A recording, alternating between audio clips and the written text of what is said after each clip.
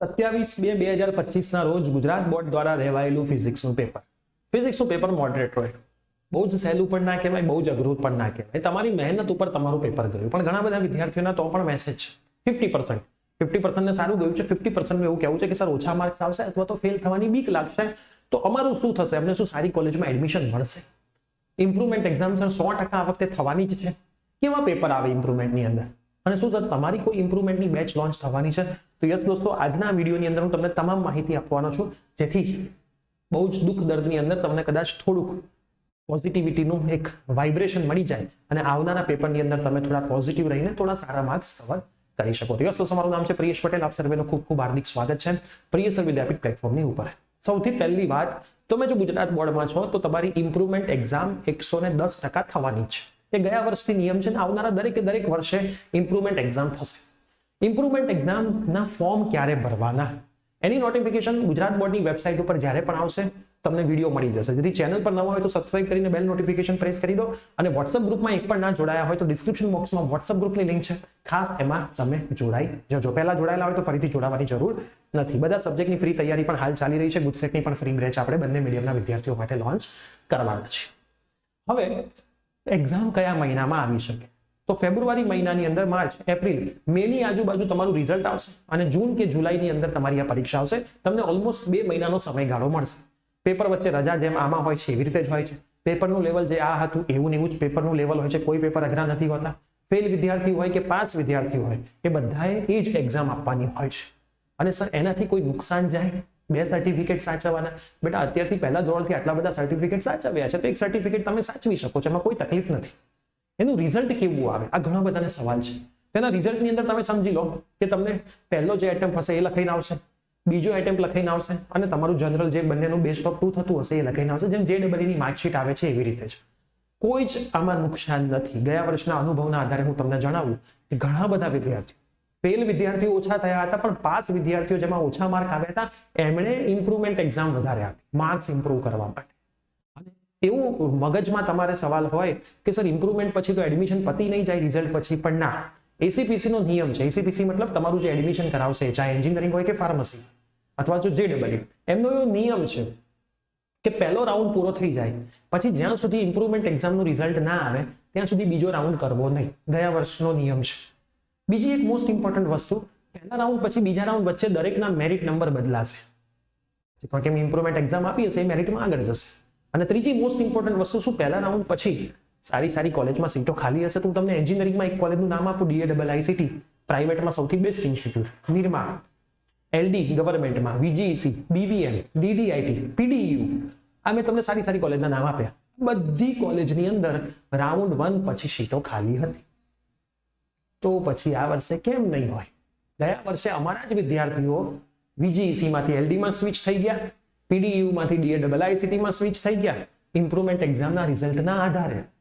હવે આનાથી વધારે મારે તમને કોઈ પ્રૂફ આપવાની જરૂર નથી. તો પણ ગુજરાતની એક્ઝામ પતશે પછી હું લાઈવ જ આવીશ, જેની અંદર ગયા વર્ષના ACPC ના આંકડા બતાવીશ કે રાઉન્ડ 1 પછી સારી કોલેજમાં કેટલી સીટો ખાલી હતી.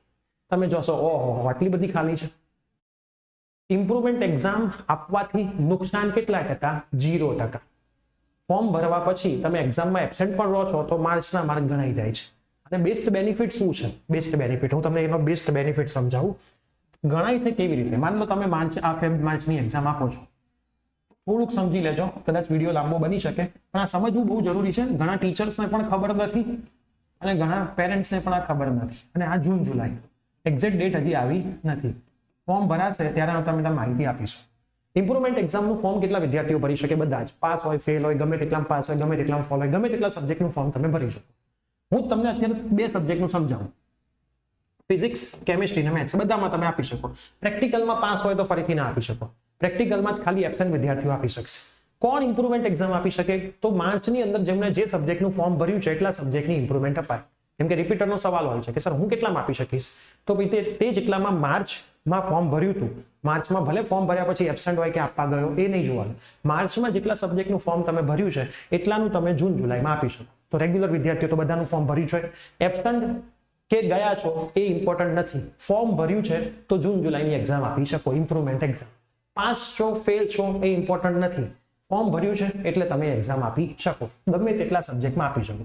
માની લો કે અહીંયા ફિઝિક્સમાં 62 માર્ક આવ્યા, કેમેસ્ટ્રીમાં 86 આવ્યા અને મેથ્સ બહુ સારું હતું, આપણે આમાં થોડાક ઓછા રાખીએ, 84 રાખીએ, મેથ્સ સારું હતું એટલે 94 માર્ક.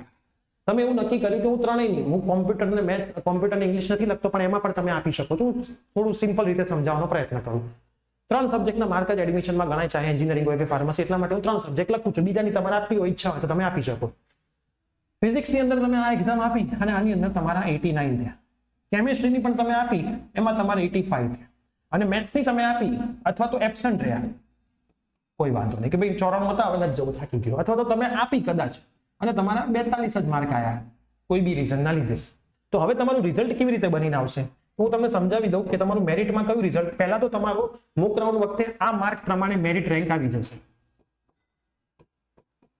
આ માર્ક પ્રમાણે મેરિટ રેન્ક આવી જશે. તમે જો કોઈ સબ્જેક્ટમાં ફેલ થયા છો તો મેરિટ રેન્ક આવશે નહીં. તમે મોક રાઉન્ડ ને ફર્સ્ટ રાઉન્ડમાં ભાગ લઈ શકશો નહીં. પણ જો તમે પાસ જ છો બધામાં તો મેરિટ રેન્ક આ માર્ક પ્રમાણે બની જશે. હવે આ માર્ક પ્રમાણે માન લો તમારો મેરિટ રેન્ક બન્યો છે 8924. તમે ઇમ્પ્રુવમેન્ટ એક્ઝામ આપી, આટલા માર્ક આવ્યા, હવે કયા ગણાશે તો કે ભાઈ આ માર્ક ગણાશે તમારા 89, આમાં બીજે બેસ્ટ છે, આમાં બેસ્ટ છે 85 અને આમાં કયા બેસ્ટ છે. આના માર્ક પ્રમાણે રાઉન્ડ 1 પછી ન્યૂ મેરિટ રેન્ક આવશે અને એ મેરિટ રેન્ક તમારો આના કરતા તો સારો હશે. તમે મેરિટમાં ઘણા આગળ જતા રહ્યા છો. આઈ થિંક 2324 ની આજુબાજુ મેરિટ રેન્ક કદાચ જતો રહે.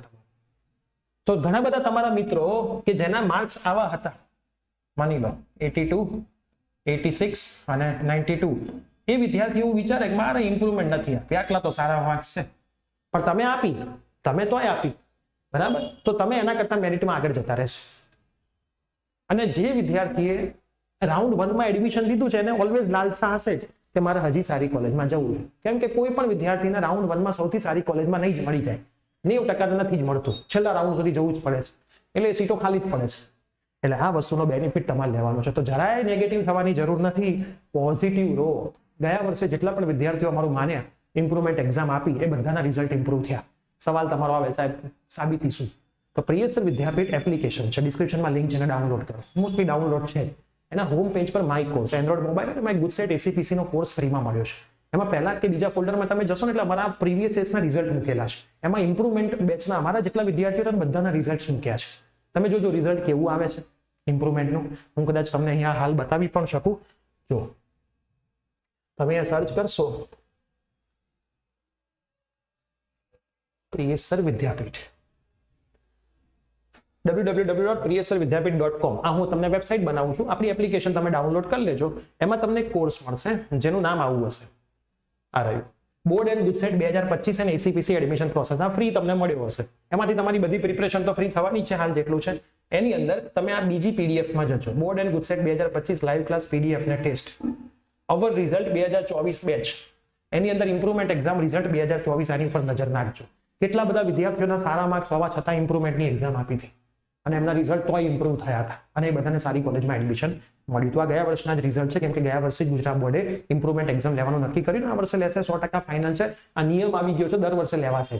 એના માટે ઘણા બધા સ્કૂલના ટીચરોને ખબર નથી હોતી, ઘણા બધા ટ્યુશન્સના ટીચર્સને ખબર નથી હોતી, પણ મેં તમને માહિતી આપી છે એટલે એ સાચી જ માહિતી છે. ગુજરાત ગવર્મેન્ટનો સર્ક્યુલર જ ઓલરેડી આવેલો છે. તો આઈ હોપ હવે તમે સમજી ગયા હશો કે ચિંતા કરવાની આમાં કોઈ જ જરૂર નથી. આગળના પેપરની તૈયારી કરીએ. કદાચ પેપર ખરાબ થયું છે તો અમારી સાથે જોડાયેલા રહેજો. જ્યારે પણ અમારી બેચ લોન્ચ થશે અમે તમને પૂરેપૂરી માહિતી અને બહુ જ એફોર્ડેબલ ફીઝની અંદર તમે ઓફલાઈનમાં જેટલું કન્ટેન્ટ નહીં મળ્યું હોય, તમારી સ્કૂલમાં જેટલું કન્ટેન્ટ નહીં મળ્યું હોય એટલું કન્ટેન્ટ અમે તમને 2 મહિનામાં આપીશું. તો તમે જોઈ જ રહ્યા છો યુટ્યુબ પર અમે જે ફ્રી સેશન્સ લઈ રહ્યા છીએ, તો તમને આના વિશે મારે વધારે કશું કહેવાની જરૂર નથી. સાથે સાથે ફિઝિક્સનું પેપર આજે પત્યું છે તો આપણા પાર્ટ બી માંથી બધું જ આપણા પેપરમાંથી આવ્યું છે, 5 એ 5, 50 માંથી 50. અને એમસીક્યુ નો 275 એમસીક્યુ નો લાઈવ સેશન આગલા દિવસે લીધો હતો, એમાંથી બેઠા એમસીક્યુ પેપરમાં આવ્યા છે. તો આ લેવલનું અમારી ટીમ એનાલિસિસ કરતી હોય છે, મહેનત કરતી હોય છે વિદ્યાર્થીઓ માટે, વિદ્યાર્થીઓના સારા પરિણામ માટે ઓલવેઝ જાગૃત રહેતી હોય છે.